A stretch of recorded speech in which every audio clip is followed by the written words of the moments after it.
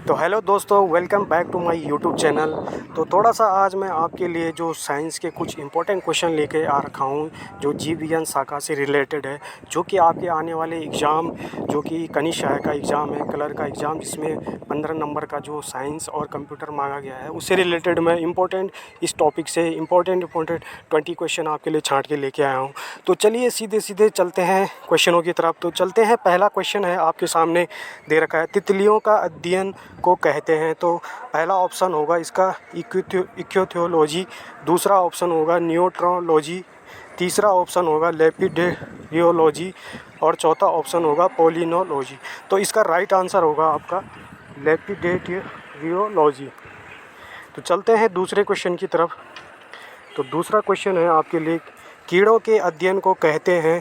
पहला ऑप्शन है एंथ्रोपोलॉजी, दूसरा ऑप्शन है एंटोमोलॉजी और तीसरा ऑप्शन है ओंटोलॉजी और चौथा क्वेश्चन है इक्तियोलॉजी। तो इसका जो राइट आंसर होगा ये होगा ऑप्शन बी, एंटोमोलॉजी। तो चलिए तीसरे क्वेश्चन की तरफ चलते हैं। मानव त्वचा का अध्ययन करने वाली विज्ञान की शाखा कहलाती है।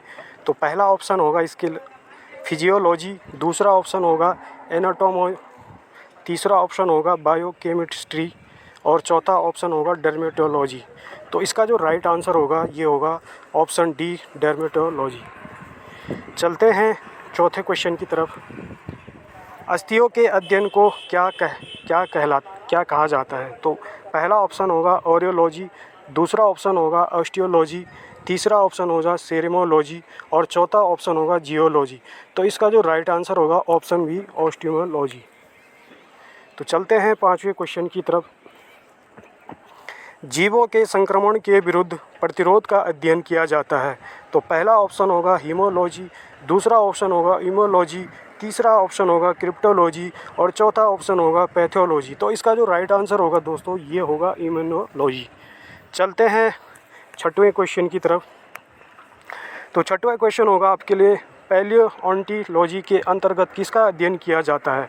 तो इसका पहला ऑप्शन होगा मस्तिष्क, दूसरा ऑप्शन होगा पादप, तीसरा ऑप्शन होगा प्राइमेट्स और चौथा ऑप्शन होगा जीवाश्म। तो इसका जो राइट आंसर होगा ये होगा ऑप्शन डी, जीवाश्म। तो चलते हैं सातवें क्वेश्चन की तरफ।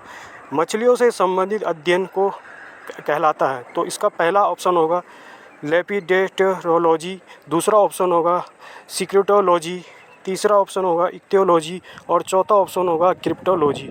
तो इसका जो राइट आंसर होगा ये होगा इक्तियोलॉजी।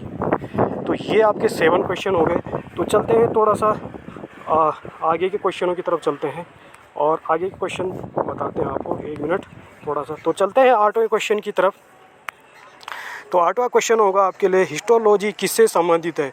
तो इसका पहला ऑप्शन होगा ऊतक, दूसरा ऑप्शन होगा विषाणु, तीसरा ऑप्शन होगा जीव द्रव्य और चौथा ऑप्शन होगा कोशिका। तो इसका जो राइट आंसर होगा ये होगा ऊतक। तो चलते हैं 9वें क्वेश्चन की तरफ। तो 9वां क्वेश्चन होगा आपके लिए, घाव का अध्ययन क्या कहलाता है। तो पहला ऑप्शन होगा कोलोलॉजी, दूसरा ऑप्शन होगा ओकोलॉजी, तीसरा ऑप्शन होगा ट्रेमेटोलॉजी और चौथा ऑप्शन होगा डर्मेटोलॉजी। तो इसका जो राइट आंसर होगा दोस्तों ये होगा ट्रेमेटोलॉजी। चलते हैं 10वें क्वेश्चन की तरफ। 10वां क्वेश्चन है आपके लिए, कैंसर संबंधी रोगों का अध्ययन कहलाता है। तो पहला ऑप्शन होगा न्यूरोलॉजी, दूसरा ऑप्शन होगा ऑर्गेनोलॉजी, तीसरा ऑप्शन होगा ओकोलॉजी और चौथा ऑप्शन होगा सीरोलॉजी। तो इसका जो राइट आंसर होगा दोस्तों ये होगा ओंकोलॉजी। ऑप्शन सी इसका राइट होगा। तो चलते हैं 11वें क्वेश्चन की तरफ। 11वां क्वेश्चन है आपके लिए, मोलस्का समुदाय के जंतुओं के कवच का अध्ययन क्या कहलाता है। तो इसका पहला ऑप्शन होगा इकोलॉजी, दूसरा ऑप्शन होगा कॉन्कोलॉजी, तीसरा ऑप्शन होगा पैरोलॉजी और चौथा ऑप्शन होगा मेलेकोलॉजी। तो इसका जो राइट आंसर होगा ये होगा कॉन्कोलॉजी। ऑप्शन बी इसका राइट होगा। चलते हैं 12वें क्वेश्चन की तरफ। तो 12वां क्वेश्चन है, वंशागति के नियमों के अध्ययन को क्या कहते हैं। तो पहला ऑप्शन होगा वर्गीकरण विज्ञान, दूसरा होगा कोशिका विज्ञान, तीसरा होगा आनुवंशिकी और चौथा ऑप्शन होगा पारिस्थितिकी। तो इसका जो राइट आंसर होगा दोस्तों ये होगा आनुवंशिकी। चलते हैं 13वें क्वेश्चन की तरफ। तो 13वां क्वेश्चन होगा आपके लिए, चलते हैं 13वें क्वेश्चन की तरफ। 1 मिनट थोड़ा दोस्तों देखते हैं, थोड़ा सा एरर आ गया बीच में। तो चलते हैं 13वें क्वेश्चन की तरफ। कीटों से संबंधित जीव विज्ञान की शाखा कहलाती है। तो पहला ऑप्शन होगा एंटोमोलॉजी, दूसरा ऑप्शन होगा ऑर्निथोलॉजी, तीसरा ऑप्शन होगा मेमोलॉजी और चौथा ऑप्शन होगा इक्थियोलॉजी। तो इसका जो राइट आंसर होगा option A entomology. Option A इसका जो है राइट आंसर होगा। चलते हैं 14वें क्वेश्चन की तरफ। जंतु तथा उसके आसपास के वातावरण संबंधी अध्ययन को क्या कहते हैं? तो पहला ऑप्शन होगा पारिस्थितिकी, दूसरा ऑप्शन होगा परजीवी विज्ञान, तीसरा ऑप्शन होगा जंतु भूगोल और चौथा ऑप्शन होगा आनुवंशिकी। तो इसका जो राइट आंसर होगा ये होगा पारिस्थितिकी। ऑप्शन ए इसका जो है राइट आंसर होगा। तो ये हो गए आपके 14 क्वेश्चन। तो चलते हैं आगे के क्वेश्चनों की तरफ। अब चलते हैं 15वां क्वेश्चन आपके सामने। एक मिनट, 15वां क्वेश्चन आप सभी के लिए। तो मांसपेशियों का अध्ययन क्या कहलाता है? तो पहला ऑप्शन होगा माइकोलॉजी, दूसरा ऑप्शन होगा मायोलॉजी, तीसरा ऑप्शन होगा मेस्टोलॉजी और चौथा ऑप्शन होगा नेफ्रोलॉजी। तो इसका जो राइट आंसर होगा ये होगा ऑप्शन बी मायोलॉजी। चलते हैं 16वें क्वेश्चन की तरफ।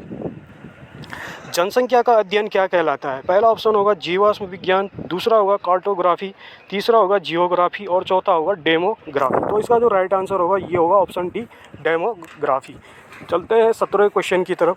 तो 17वां क्वेश्चन होगा आपके लिए, जेरेंटोलॉजी किसके अध्ययन से संबंधित है? तो पहला ऑप्शन होगा शिशु, दूसरा होगा हृदय रोग, तीसरा होगा त्वचा और चौथा ऑप्शन होगा वृद्ध। तो इसका जो राइट आंसर होगा ये होगा वृद्ध। ऑप्शन डी इसका राइट आंसर होगा। तो चलते हैं 18वें क्वेश्चन की तरफ।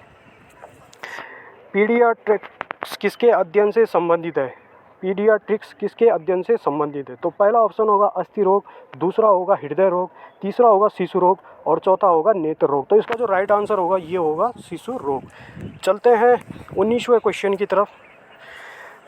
जेनेटिक्स में किसका अध्ययन किया जाता है? तो पहला ऑप्शन होगा आनुवंशिकता एवं गुणसूत्र, दूसरा ऑप्शन होगा मांसपेशियां, तीसरा होगा निंद्रा का और चौथा होगा कोशिका का। तो इसका जो राइट आंसर होगा ये होगा आनुवंशिक एवं गुणसूत्र। ऑप्शन ए इसका जो है राइट आंसर होगा। और चलते हैं 20वें क्वेश्चन की तरफ। रक्त में एंटीबॉडीज एवं एंटीजन के अध्ययन को क्या कहते हैं? तो पहला ऑप्शन होगा हिस्टोलॉजी, दूसरा होगा गायनिकोलॉजी, तीसरा होगा सीरोलॉजी और चौथा होगा बायोलॉजी। तो इसका जो राइट आंसर होगा ये होगा ऑप्शन सी सीरोलॉजी। चलते हैं 21वें और अंतिम क्वेश्चन की तरफ। तो अंतिम क्वेश्चन है आपके लिए, पारिस्थितिकी विज्ञान इकोलॉजी का अध्ययन क्या कहलाता है? तो पहला ऑप्शन होगा चिड़िया, दूसरा होगा कोशिका संरचना, तीसरा होगा शारीरिक संरचना और वातावरण और चौथा ऑप्शन होगा तंतु। तो इसका जो राइट आंसर होगा ये होगा ऑप्शन सी शरीर संरचना और वातावरण। तो इस तरीके से आपके सामने ये पहली सीरीज़ थी साइंस की। तो अगर आपको अच्छी लगी है सीरीज़ तो कमेंट बॉक्स में ज़रूर बताइए, ताकि मैं आगे से नेक्स्ट वीडियो और या अगला पार्ट इसके लेके आऊँ आप सभी के लिए। तो मिलते हैं आपको नेक्स्ट वीडियो में, तब तक के लिए जय उत्तराखंड, जय देवभूमि।